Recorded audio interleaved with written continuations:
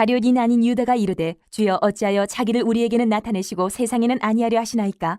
예수께서 대답하여 이르시되 사람이 나를 사랑하면 내 말을 지키리니 내 아버지께서 그를 사랑하실 것이요 우리가 그에게 가서 거처를 그와 함께하리라. 나를 사랑하지 아니하는 자는 내 말을 지키지 아니하나니 너희가 듣는 말은 내 말이 아니요 나를 보내신 아버지의 말씀이니라. 내가 아직 너희와 함께 있어서 이 말을 너희에게 하였거니와 보혜사 곧 아버지께서 내 이름으로 보내실 성령 그가 너희에게 모든 것을 가르치고 내가 너희에게 말한 모든 것을 생각나게 하리라. 평안을 너희에게 끼치노니 곧 나의 평안을 너희에게 주노라. 내가 너희에게 주는 것은 세상이 주는 것과 같지 아니하니라.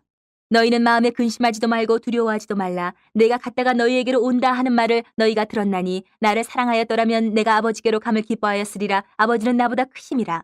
이제 일이 일어나기 전에 너희에게 말한 것은 일이 일어날 때에 너희로 믿게 하려 함이라. 이후에는 내가 너희와 말을 많이 하지 아니하리니 이 세상에 임금이 오겠음이라. 그러나 그는 내게 관계할 것이 없으니 오직 내가 아버지를 사랑하는 것과 아버지께서 명하신 대로 행하는 것을 세상이 알게 하려 함이로라. 일어나라 여기를 떠나자 하시니라. 오늘 말씀은 어제 앞선 말씀에 이어서 예수님께서 십자가를 앞두시고 제자들에게 주신 말씀입니다.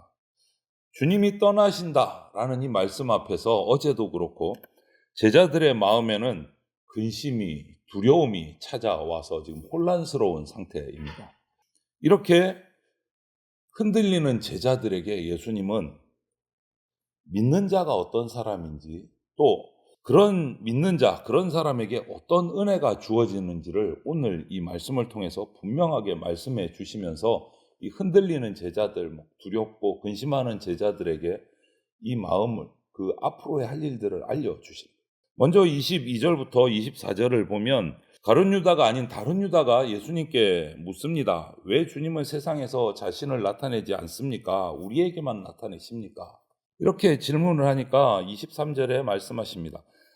사람이 나를 사랑하면 내 말을 지키리니 이렇게 하면서 뒤에 얘기를 하십니다. 사랑해야 내 말이 들린다. 예수님 말씀 안에서 저 사람들이 나를 모르는 것이 아니다. 이 얘기를 하시는 거죠. 주님을 사랑하는 것, 그러면 어떻게, 주님을 보려면 주님을 사랑해야 되는데 어떻게 하는 것이 주님을 하는 거냐? 그냥 말로만 우리 인간적인 사랑해 이런 감정이 아니라 말씀에 대한 순종으로 사랑은 드러납니다. 말씀에 대한 순종으로. 종종 우리는 사랑은 그냥 마음적인, 감정적인 문제이고 순종 그러면 이거는 억지로라도 해야 되는 의무 이런 생각을 할 때가 많아요. 의무의 문제라고. 그런데 성경은요. 사랑, 순종을 따로 이렇게 떼고 두고 얘기하지를 않아요. 사랑과 순종은 항상 붙어 있어요. 사랑이 없으면 순종은 짐이 되지만 사랑이 있으면 순종은 헌신이 됩니다. 그래서 우리 신앙의 중심은 뭔가 많이 아는 데 있는 것이 아니고 주님을 사랑하고 주님의 말씀 앞에 순종하는 데 우리 신앙 중심이 있어요. 순종하는. 이렇게 제자들에게 얘기하시고 또 다른 정말 중요한 약속을 하십니다. 주님을 사랑하고 말씀을 지키면 이 말씀을 지키는 자에게는 아버지와 아들이 오셔서 함께 하신다. 이 약속을 해주세요. 이게 성도의 복입니다. 다른 게 복이 아니라. 예수 믿으면 복 받습니다. 그 복이 바로 이 복이에요. 아버지와 아들이 오셔서 함께 해주신다. 그래서 우리 성도에게 주어지는, 믿는 우리에게 주어지는 참된 복은 그냥 내 삶의 어떤 형편이 좀 좋아지고 이런 것이 아니라 성도의 삶의 복은 하나님의 임재가 내 삶 속에 함께하는 것이 성도의 복이에요. 그래서 우리는 스스로 좀 질문을 던져봐야 돼요. 나는 정말 주님 사랑하는가? 그 순종, 말씀 순종이라는 그 틀을 가지고 나는 정말 주님 사랑하는가? 내 사랑을 통해서 내 사랑이 이 말씀 앞에서 드러나고 있는가? 한번 생각해 봐야 되는 거예요. 오늘 이 말씀을 통해서 보면. 그리고 성령님을 보내주시는 거죠. 왜? 성령으로 우리가 그 말씀을 깨닫게 해주시기 때문에. 그래야 우리가 순종하고 예수님을 사랑할 수 있기 때문에. 25절, 26절을 보면 보혜사 성령님을 약속하십니다. 성령님을 이렇게 설명하세요. 26절에 모든 것을 가르치시고 예수님이 하신 말씀을 생각나게 한다. 성령님이. 이렇게 얘기를 하세요. 당시 제자들만 해도 그렇습니다. 예수님 말씀을 그렇게 따라다니면서 들었음에도 불구하고 다 이해하지 못했어요. 그러니까 오늘 이런 질문이 나오는 거예요. 왜 우리한테만 나타내고 세상에는 나타내지 않습니까? 다 이해하지 못하니까 이런 질문을 하게 되는 거죠.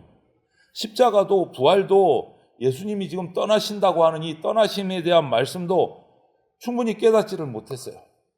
그런데 성령이 오시면 그 말씀들이 다시 살아나고 분명해진다라고 말씀하셔요.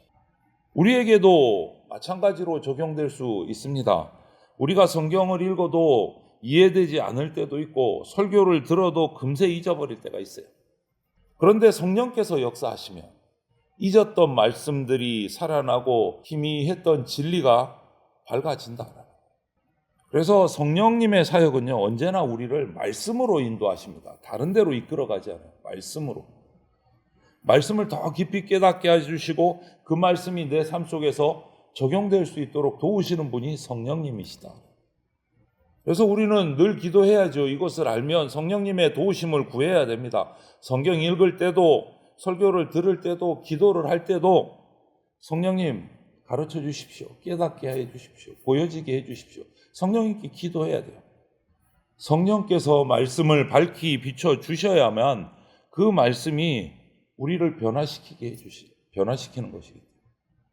이렇게 순종이 사랑, 순종 얘기를 하시고 성령께서 말씀을 밝히 보여주신다라고 말씀하시고 27절 31절에 가면 주님이 말씀하시는 것이 27절에 평안을 너희에게 끼치노니 곧 나의 평안을 너희에게 주노라 이렇게 말씀해요. 이 말씀이 참 놀라운 것은 지금 예수님의 상황은 십자가의 길을 가야 되는 그 앞에 딱 서 계세요. 그런데도 불안하고 걱정을 말하시는 게 아니라 평안을 말씀하고 계세요. 십자가의 길을 바로 앞에 두고 있는데 평안을 말씀하세요. 어떻게 이러실 수 있을까? 예수님은 아버지 하나님의 뜻 안에 거하고 계셨기 때문에 평안하신 거예요. 지금 내 인간적인 상황과는 문제가 안 되는 거예요. 세상이 주는 평안은요, 정반대죠. 이런 예수님의 평안과 그냥 환경에 따라 평안이 유지됐다가 환란이 됐다가 환경에 따라 오락가락해요. 세상이 주는 평안은. 그런데 예수님이 주시는 평안은 그 인간적인 환경을 초월합니다. 넘어서는 거예요. 하나님과 화목한 자, 하나님을 믿는 자, 사랑하고 순종하는 자에게는 평안인 거예요. 성령 안에서 누리는 평안입니다. 그래서 예수님 27절 하반절에 너희는 마음에 근심하지도 말고 두려워하지도 말라. 예수님의 떠나심을 앞에 얘기하면서 결론은 뭡니까? 평안을 너희에게 끼치노니 곧 나의 평안을 너희에게 준다. 그러니까 너희는 마음에 근심도 하지 말고 두려워하지도 말아라. 하늘의 평안을 주시겠다. 우리는 인간적인 삶 속에서 늘 근심하고 두려움이 항상 있어요. 그런데 중요한 것은 그때 무엇이 내 마음을 다스리고 있는가? 이거에 중요한 거예요. 무엇이 내 마음을 다스리고 있는가? 세상의 어떤 조건, 소식이 아니라 주님의 평안, 성령께서 나를 다스리고 계셔야 한다라는 거예요. 그냥 막연한 주님 오시면 다 좋아질 거야.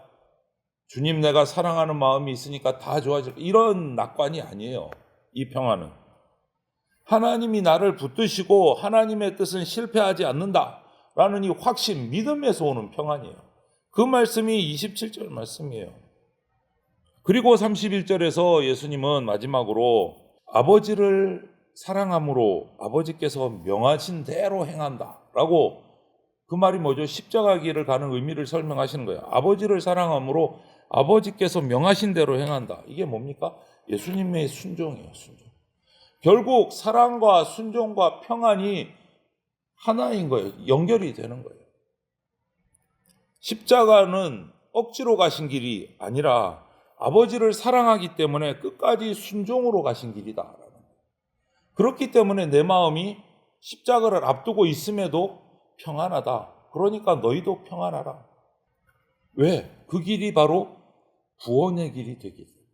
구원이 내 눈앞에 왔는데 구원의 길이 가는데 무슨 걱정 근심이 있느냐. 평안하라 말씀하시는. 하나님이 사랑하는 성도 여러분, 그러므로 오늘 우리 말씀, 이 제자들에게 하신 말씀을 우리가 묵상하면서 우리 삶에 분명히 붙들어야 될 것은, 내가 주님을 사랑한다면, 말씀을 순종함으로 사랑한다면 더 이상 말씀을 순종하는 일에 대해서 낙심하지도 미루지도 말아야 됩니다. 용서해야 될 사람 있으면 더 늦기 전에 용서해야 돼요. 끊어내야 될 죄가 있다면 더 이상 핑계대지 말고 끊어내야 합니다. 내가 회복해야 될 신앙의 자리들, 예배의 자리, 기도의 자리, 말씀 묵상의 자리가 있다면 다시 바로 세워야 돼요. 말씀을 그냥 와 좋다 감탄하는 데서 끝나는 것이 아니라 순종하는 데까지 가야 합니다. 순종하는 데. 그리고 나의 연약함 때문에 낙심하지 말아야 됩니다. 우리는 자주 잊어버리고 자주 흔들리고 두려워합니다. 그때마다 우리는 성령님의 도우심을 구해야 합니다. 말씀을 펼칠 때 주님, 성령님 오늘도 이 말씀을 밝히 깨닫게 해주십시오. 기도해야 돼요. 결정한 일, 선택할 일이 있을 때 내 생각만 앞세우지 말고 말씀 앞에 비춰봐야 돼요. 예수님이라면 어떻게 하실까 물어야 돼요. 답답한 일이 생겨도 그냥 주변의 사람들 말만 듣는 것이 아니라 성령님께 생각나게 하시는 그 말씀을 붙들어야 돼요. 성령님께서 생각하시는 말씀. 오늘 우리에게 말씀하십니다. 너 나를 사랑하냐? 그렇다면 내 말을 지키라. 말씀하고 계시는 거예요. 그리고 내가 보내주는 보혜사 성령에 구하라. 세상에 줄 수 없는 평안을 그래서 받으라. 나처럼 아버지의 뜻대로 순종하라. 우리에게 계속 말씀하시는 거예요. 이 모든 예수님의 말씀이 오늘 저와 여러분의 생활 가운데서 실제로 실현되기를 축복을 합니다. 그때 우리는 모든 걱정 근심을 떨쳐버리고 하늘의 평안을 누리는 그러한 주님의 백성이 될 수 있는 겁니다. 저와 여러분의 삶 가운데 이 주님의 말씀들이 순종으로 이루어지는 축복이 있기를 주님의 이름으로 축원을 드립니다. 아멘.